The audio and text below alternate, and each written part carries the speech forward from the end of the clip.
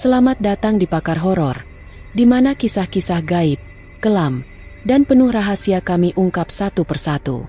Malam ini, kami akan mengangkat cerita tentang seorang dukun yang bukan hanya terkenal di kalangan artis, tapi juga disegani, dan diam-diam, ditakuti. Tapi, siapa sebenarnya dia? Dan mengapa mereka yang mendekatinya selalu menghilang, perlahan, dan meninggalkan jejak yang tak bisa dijelaskan oleh dunia nyata? Bersiaplah, karena yang akan Anda dengar malam ini bukanlah sekadar mitos. Dunia hiburan tak pernah benar-benar terang, meskipun lampu sorot seolah membuat segalanya tampak sempurna. Di balik riasan wajah dan senyuman di layar, ada sisi gelap yang tak pernah tersentuh kamera. Ada rahasia, darah, dan bisikan malam yang tertahan dalam sorakan penonton. Dan di tengah semua itu, ada satu nama yang bergetar pelan namun kuat di antara bisik-bisik ruang make-up, panggung pentas, dan belakang layar, Dukun Santo. Tania Azalea menatap bayangannya di layar ponsel. Followersnya masih ada, jumlahnya tak berubah, bahkan naik sedikit. Tapi engagement merosot, tawaran iklan menurun. Perannya di sinetron Primetime digantikan wajah baru yang lebih muda, lebih cerah. Ia bukan siapa-siapa tanpa perhatian. Dalam dunia selebriti, terlupakan sama artinya dengan mati.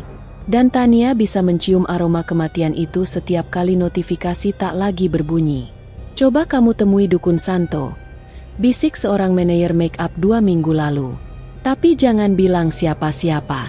Sekali kamu datang, kamu nggak bisa mundur. Awalnya Tania tertawa, tapi kini, di tengah kamar apartemennya yang sunyi, tawa itu terasa terlalu mahal untuk dimiliki. Ia membuka akun media sosial, lalu berpindah ke pesan DM. Ada satu nama yang tak dikenalnya, namun meninggalkan alamat. Tidak ada penjelasan, hanya koordinat peta dan tulisan pendek. Kalau kau ingin tetap dilihat, datanglah sebelum hari Jumat. Dan hari itu adalah Kamis. Sore hari itu langit mendung, seakan memahami keputusan yang baru saja Tania buat. Jalanan macet khas Jakarta tetap tak berubah.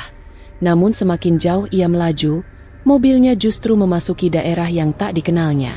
Perkotaan berganti rumah-rumah tua, lalu ladang kosong, dan akhirnya perkampungan kecil yang terasa seperti dilupakan zaman. Ia menghentikan mobilnya di depan gapura reot yang hampir roboh. Tak ada pelang nama, tak ada penunjuk arah. Tapi Google Maps menunjukkan bahwa ia sudah tiba. Di depannya, jalan setapak dari batu-batu kasar membelah semak liar dan pohon bambu yang berdiri seperti penjaga abadi.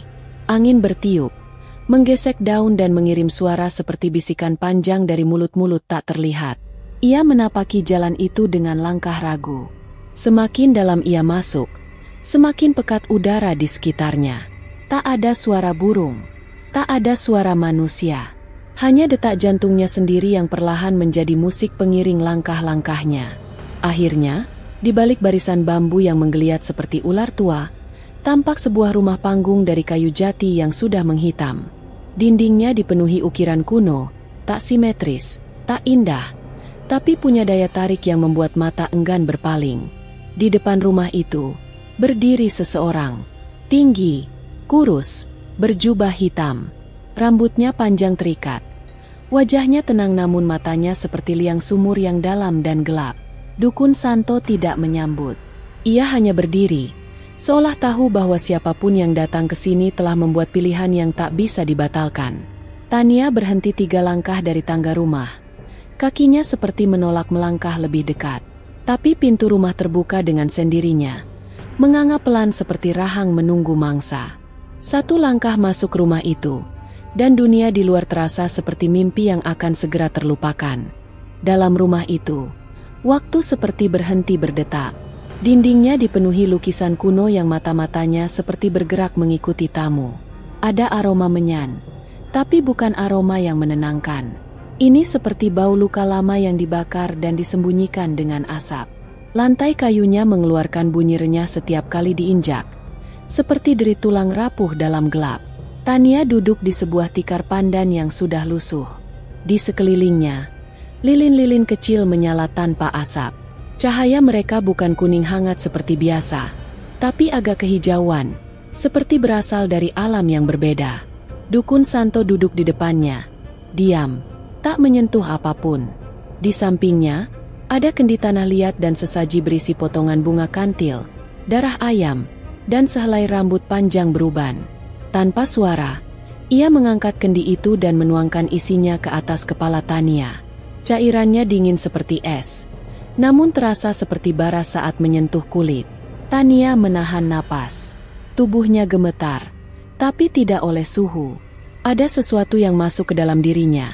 Bukan cairan, bukan udara, tapi keberadaan lain. Seperti disentuh oleh tangan tak kasat mata yang terlalu tua untuk dikenal. Sudah, bisik suara yang tak datang dari bibir Santo, tapi dari seluruh ruangan. Setelah keluar dari rumah itu, Tania tidak langsung merasa berbeda. Tapi malam itu, saat ia tidur, mimpi datang dalam bentuk nyata. Ia berada di panggung yang sangat terang, disorot puluhan lampu kamera. Ia tertawa, disanjung, dielu-elukan. Tapi di antara penonton, ada sosok-sosok tanpa wajah yang bertepuk tangan dengan tangan berdarah. Mereka menyebut namanya berkali-kali, terlalu cepat, terlalu keras, terlalu dalam. Keesokan harinya, ponselnya berdering tanpa henti. Tawaran syuting masuk. Seorang produser besar ingin bertemu. Akunnya meledak dengan komentar positif. Ia kembali dipanggil bintang muda. Namun saat ia bercermin sebelum berangkat ke lokasi, ada wajah lain di belakangnya. Wajah wanita tua, pucat, dengan senyum bengkok yang perlahan menghilang saat Tania menoleh. Dan sejak hari itu, ia tak pernah benar-benar sendirian lagi.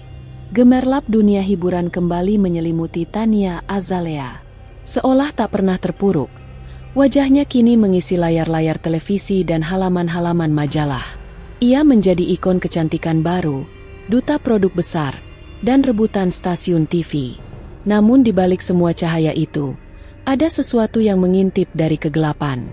Sesuatu yang tak bisa dilihat, tapi bisa dirasakan, dingin, berat, dan menyelubungi. Setiap malam, Tania terbangun dengan keringat dingin. Mimpinya terus berulang. Panggung, tepuk tangan, dan wajah-wajah tak bernyawa. Kadang, ia merasa bayangan di kamar bergerak meski tak ada angin. Kadang, suara bisikan terdengar dari balik pintu lemari yang selalu tertutup rapat. Ia mencoba mengabaikannya. Terlalu banyak pikiran, katanya dalam hati. Tapi hatinya tak bisa berbohong. Ada yang berubah, dan perubahan itu tak bisa dibatalkan. Sementara itu, Rangga Bramantyo, presenter gosip dan penyiar terkenal, mulai mencium keanehan dalam naiknya karir beberapa artis, termasuk Tania. Ia menyusun pola, nama-nama yang sebelumnya tenggelam, lalu naik secara instan. Semuanya memiliki satu kesamaan, pernah terlihat mengunjungi daerah pinggiran yang sama, tempat rumah seorang pria tua berada, yang tak pernah mau diwawancara, tak punya akun media sosial, dan tak diketahui asal-usulnya. Rangga mulai menyebut nama dukun Santo dalam catatan pribadinya. Ia membuka rekaman lama, wawancara yang disensor, dan potongan video acara TV yang secara misterius tak pernah ditayangkan. Di balik sensor-sensor itu, ada nama yang diucapkan dengan takut, dengan hormat, dan dengan getar ngeri. Orang-orang yang pernah menghubungkan dirinya dengan dukun Santo kini jarang terlihat. Beberapa hilang dari industri, beberapa meninggal dalam kecelakaan yang aneh. Rangga merasa seperti menggali lubang kubur sendiri, tapi rasa ingin tahunya lebih besar dari rasa takutnya. Tania semakin populer, tapi semakin rapuh. Ia mulai menghindari cermin karena sering melihat sesuatu yang bukan dirinya. Dalam pantulan kaca, kadang matanya berubah menjadi mata orang lain.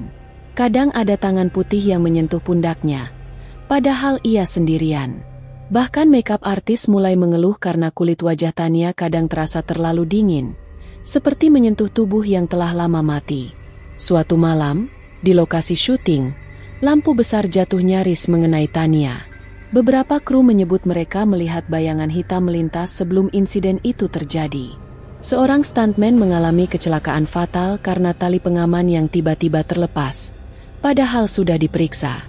Kematian itu menjadi berita besar, tapi Tania tahu, Itu bukan kecelakaan biasa. Itu peringatan. Ia mencoba menjauh dari dukun Santo. Beberapa kali menolak undangan ritual, penguatan energi, yang dikirim lewat pesan-pesan samar.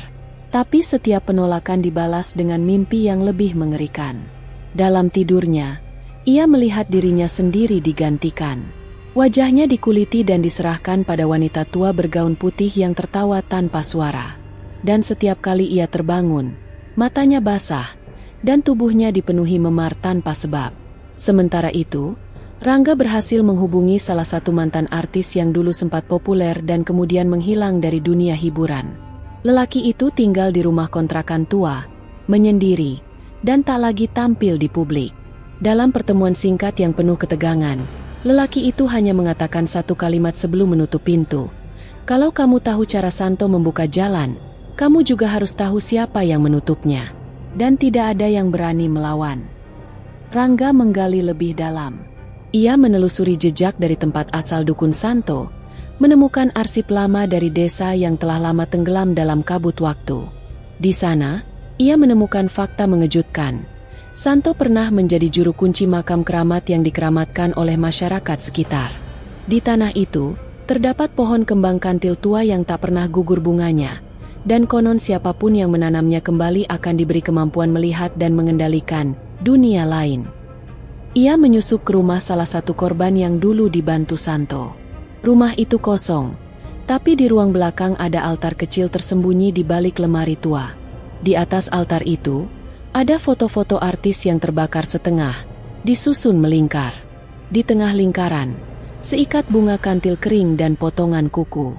Di dinding altar tertulis huruf-huruf Jawa kuno yang artinya, apa yang ditumbalkan, tak bisa dikembalikan. Rangga memotret semua itu. Tapi saat ia hendak pergi, seekor burung gagak besar masuk lewat jendela yang terbuka dan menatapnya lama. Matanya tak seperti burung. Lebih seperti manusia.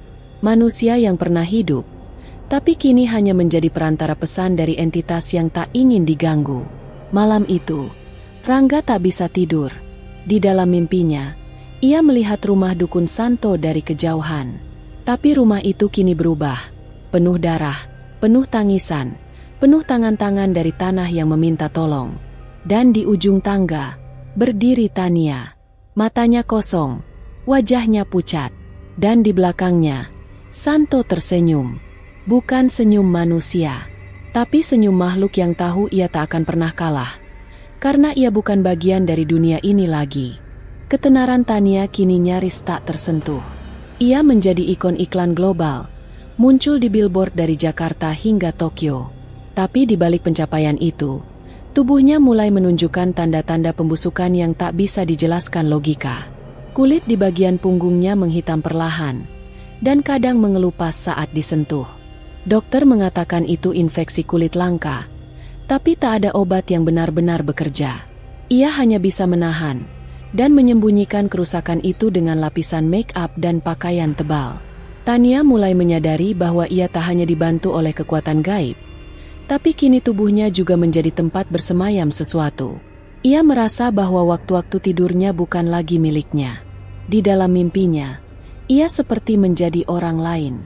Wanita tua itu, yang dulunya hanya sekilas hadir dalam pantulan kaca, kini hadir lebih jelas. Kadang bahkan seperti menggunakan mulut Tania untuk berbicara dalam bahasa yang tak pernah ia pelajari. Sementara itu, Rangga memutuskan untuk bertindak lebih nekat. Ia menyewa paranormal independen, seseorang yang dikenal mampu membuka jalur komunikasi ke dunia lain tanpa bantuan praktik hitam.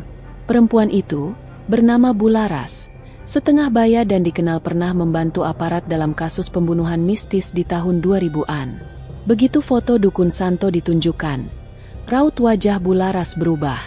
Ia tak langsung bicara. Ia hanya menutup matanya, bergetar, lalu berkata pelan, "Kamu bukan sedang mengungkap rahasia manusia, Rangga. Kamu sedang menyingkap wajah iblis yang memakai kulit manusia." Ritual pun dilakukan malam itu. Di dalam rumah kontrakan Rangga, Bularas menyiapkan lingkaran garam dan cermin hitam dari obsidian. Doanya dalam bahasa kuno terdengar berat dan panjang, seolah setiap suku kata harus dilontarkan dengan hati-hati.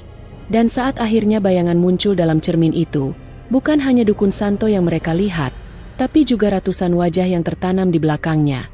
Wajah-wajah artis, wajah-wajah biasa, semua dengan mata kosong. Rangga merasa mual, hampir muntah. Tapi Bularas memeganginya dan berkata, jika dia punya pengikut, berarti dia juga punya musuh. Tapi musuhnya bukan manusia. Tania menyadari bahwa ia tak bisa lagi mundur. Ia mencoba menghindar dari semua bentuk ritual, tapi setiap penolakan menghadirkan teror yang lebih nyata. Suatu malam, ia bangun dan mendapati tangannya penuh lumpur. Di bawah kuku-kukunya, ada sisa tanah merah dan potongan akar. Ia mencium aroma kuburan meski semua jendela tertutup. Dan di bawah ranjangnya, ia melihat sepasang kaki berdarah yang berdiri diam. Ia pingsan saat itu, dan bangun di rumah sakit. Tapi tak ada yang percaya ceritanya. Bahkan asistennya sendiri, Maya, yang selalu setia mendampingi, kini mulai menjauh secara emosional. Maya merasa ada sesuatu yang bukan Tania dalam setiap gerakan majikannya. Ia sering merasa seolah sedang berbicara dengan dua orang dalam satu tubuh. Sementara itu, Bularas memberikan informasi penting kepada Rangga.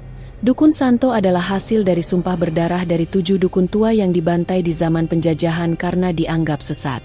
Satu-satunya yang selamat adalah seorang anak kecil yang bersembunyi dalam batang pohon kantil, dan anak itu tumbuh dalam kesunyian, dalam dendam, dan dalam pelajaran-pelajaran gaib dari entitas yang hanya bisa hidup di balik bayangan. Anak itulah yang kini dikenal sebagai Santo. Rangga memutuskan untuk mempublikasikan penyelidikannya dalam bentuk video dokumenter. Tapi sebelum sempat mengunggahnya, seluruh file dalam harddisknya rusak. Layar laptopnya membeku, menampilkan satu pesan dalam huruf merah. Apa yang kamu lihat, sudah melihatmu lebih dulu. Dini hari, Tania merasakan sesuatu dalam tubuhnya mulai memberontak. Ia berjalan setengah sadar ke kamar mandi, lalu melihat wajahnya di cermin yang retak. Tapi bukan dirinya yang menatap balik. Itu wanita tua itu. Ia mengangkat tangannya dan melihat bahwa kulitnya mulai keriput. Rambutnya rontok, nafasnya bau tanah. Ia berteriak, tapi suaranya seperti keluar dari dalam sumur, jauh dan terlambat. Ia memutuskan pergi ke rumah Santo. Tak ada lagi jadwal syuting, tak ada lagi panggilan pekerjaan. Semua klien membatalkan kontrak secara tiba-tiba, seolah melihat sesuatu yang membuat mereka jijik, takut, atau keduanya. Sesampainya di sana, dukun Santo menyambutnya. Tapi kali ini ia tidak berdiri di depan rumah. Ia duduk di dalam altar, dikelilingi oleh bayangan yang bernafas. Lilin-lilin di sekeliling ruangan kini tak lagi hijau, tapi merah darah. Bau yang menusuk kini bukan lagi menyan, tapi bau tubuh yang membusuk terlalu lama. Tania jatuh bersimpuh. Ia meminta dibebaskan. Tapi Santo hanya menunduk dan membisikkan kata yang menusuk relung jiwanya. Kau tidak diselamatkan. Kau dipinjamkan. Dan waktumu hampir habis. Tania menangis. Tapi tangisannya bukan tangis manusia. Itu suara makhluk yang tengah dicabik dari dalam tubuhnya.